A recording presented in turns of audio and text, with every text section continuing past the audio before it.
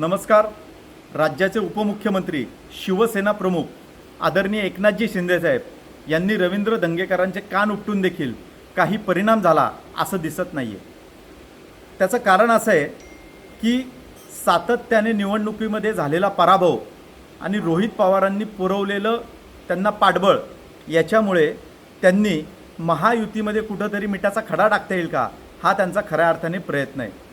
कुठलेही आरोप करायचे आणि त्याला कुठलाही पुरावा न देता बिनबुडाचे आरोप करत राहायचे, त्याची एक बातमी करत राहायची. हे रवींद्र दंगेकरांचे गेले अनेक दिवसापासूनचा असलेला हा प्रयत्न आहे.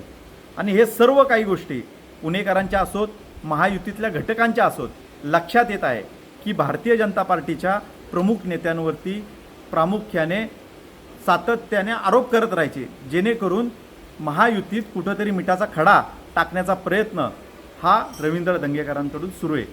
तरी माझी या माध्यमातून अशी एक विनंती आहे की ज्या क्षणाला या संदर्भामध्ये रोहित पवारांनी हे सुरू असलेलं एक कारस्थान आहे याचे पुरावे आम्ही देण्याची ज्या वेळेला वेळ येईल त्या दिवशी आम्ही हे पुरावे सहित हे आपल्याला देऊ की महायुतीमध्ये फक्त दुरावा निर्माण करण्यासाठी हा सुरू असलेला एक प्रयत्न आहे की आरोप करत राहायचे आणि महायुतीमध्ये कुठेतरी मिठाचा खडा टाकायचा हा त्यांचा केविलवाना प्रयत्न आहे. धन्यवाद.